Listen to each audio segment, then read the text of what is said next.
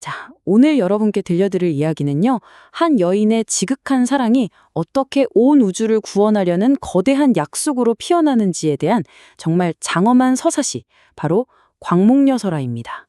오늘 우리가 함께 살펴볼 이 광목녀의 이야기는요, 바로 이 질문에서부터 시작해요. 만약 여러분이 사랑하는 사람이 정말 헤아릴 수 없는 고통 속에 있다면 그 사람을 구하기 위해 어디까지 갈 수 있을까요?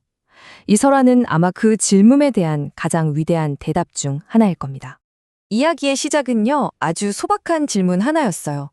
까마득한 옛날, 청정연화몽 열애라는 부처님이 계시던 시절에 효심이 정말 깊은 광목이라는 여인이 있었습니다. 그녀의 마음속엔 얼마 전 돌아가신 어머니에 대한 걱정뿐이었죠. 그러니까 어머니를 너무너무 사랑했던 거죠. 그래서 돌아가신 후에 과연 편안하신지, 좋은 곳에 가셨는지, 그게 너무 궁금했던 거예요. 그래서 당대의 가장 위대한 성자인 아라한을 찾아가서 간절하게 묻습니다. 광목이 찾아간 이 아라한이라는 분은요, 쉽게 말해서 모든 번뇌를 다 끊고 최고의 깨달음을 얻은 인간으로서 오를 수 있는 가장 높은 경지에 이른 성자라고 할 수 있죠. 과거와 미래를 꿰뚫어 볼 수 있으니 분명 어머니의 행방을 알려줄 거라 굳게 믿었던 겁니다. 광목의 이 간절한 질문에 아라한은 깊은 명상에 잠깁니다.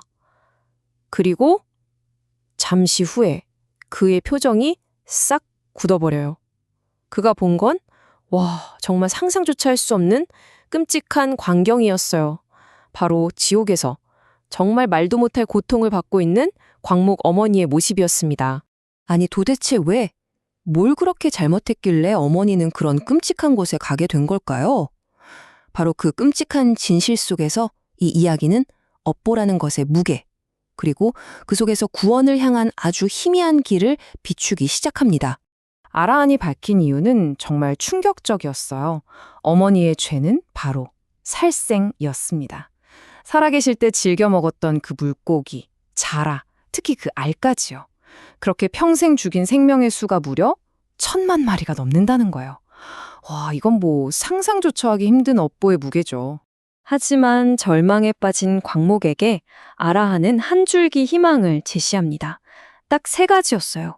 지극한 정성으로 부처님을 생각하고 그분의 모습을 정성껏 그리고 거기에 공향을 올리는 것. 이것만이 어머니를 구할 수 있는 유일한 길이라는 거였죠. 자, 이제 광목은 어머니를 구하기 위해서라면 정말 모든 걸 다 바칩니다. 그리고 그 결과는 정말 놀라웠어요. 하지만 여러분, 이야기가 여기서 해피엔딩으로 끝나지 않습니다. 이게 진짜 시작이에요. 광목은 아라한의 말대로 정말 자기가 가진 것 중에 가장 소중한 것들을 다 팔아서 부처님의 모습을 정성껏 그렸습니다. 그리고 매일 눈물로 기도했죠. 바로 그날 밤이었어요. 꿈속에서 정말 거대한 부처님이 나타나서 이렇게 말합니다. 네 어머니는 곧 구원받아서 너의 집에서 다시 태어날 것이다. 그리고 얼마 후에 정말 광목의 집에서 일하던 여종이 아이를 낳았어요. 그런데 정말 믿을 수 없는 일이 벌어집니다. 태어난 지 딱 사흘 된 그 아기가 갑자기 말을 하는 거예요. 아주 슬픈 목소리로요. 내가 바로 네 어머니다. 네 덕분에 잠시 지옥을 벗어났지만 나는 13년 뒤에 다시 끔찍한 곳으로 떨어질 운명이란다. 그러니까 구원이 완전한 게 아니었던 거죠. 광목에게 주어진 시간은 딱 13년, 단 13년이었어요. 그 짧은 시간 안에 어머니의 운명을 완전히 바꿔놓지 못하면 어머니는 영원히 더 깊은 고통 속으로 떨어지게 되는 정말 절체절명의 위기였습니다.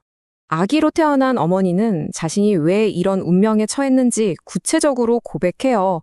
수많은 생명을 죽인 그 업보 때문에 이렇게 미천한 신분으로 태어났고 또 살아있을 때 남을 험담하고 욕했던 그 입으로 지은 죄 때문에 13년이라는 짧은 수명밖에 받지 못했다는 겁니다. 업보라는 게 이렇게나 구체적이고 무서운 거구나 싶죠? 자, 이제 광목은 선택의 기로에 섭니다. 그냥 이대로 어머니 한 사람만 구할 것인가? 하지만 그녀의 선택은요? 정말 모두의 예상을 뛰어넘습니다.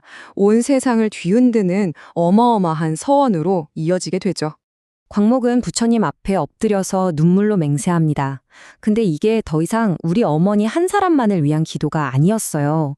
제 어머니를 이 영원한 고통에서 구해주신다면 그 은혜에 보답하기 위해서 저는 앞으로 다가올 백천만억 겁, 그 영겁의 시간 동안 지옥에 있는 모든 중생들을 다 구원하겠습니다.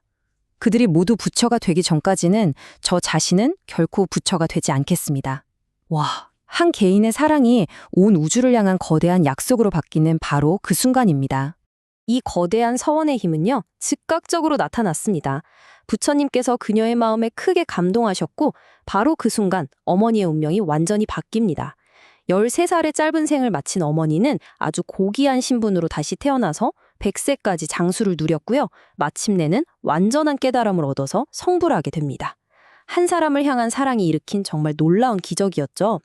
자, 그렇다면 이 놀라운 이야기가 오늘 우리에게 말해주고 있는 건 뭘까요? 이제 이 광목녀라는 인물의 진짜 정체, 그리고 이 설화에 담긴 깊은 의미를 한번 파헤쳐 보겠습니다. 그리고 경전은 정말 놀라운 사실을 밝힙니다.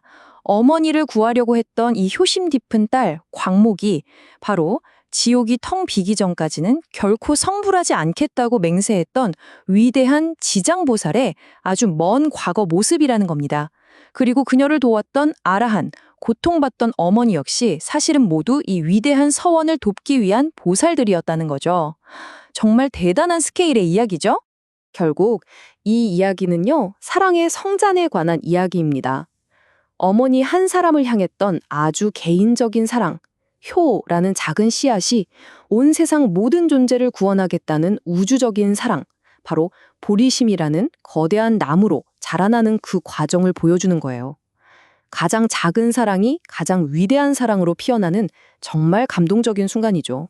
이야기 속에 나오는 이 서원이라는 건요, 오늘날 우리식으로 말하면 꿈이나 인생의 목표 같은 거라고 할 수 있어요. 이게 그냥 단순한 다짐이 아니라 내 삶의 방향을 딱 정해주고 어떤 어려움이 닥쳐도 이겨내게 하는 강력한 생명력, 그러니까 원동력이 된다는 걸 이 이야기가 잘 보여주고 있습니다. 그래서 이 오래된 이야기는 오늘 우리에게 이렇게 묻고 있는 것 같아요. 여러분을 움직이게 하는 그 소중한 사랑은 무엇인가요? 그리고 어쩌면 그 사랑이 여러분도 아직 깨닫지 못한 더 크고 위대한 목적을 향한 출발점이 될 수 있지는 않을까요?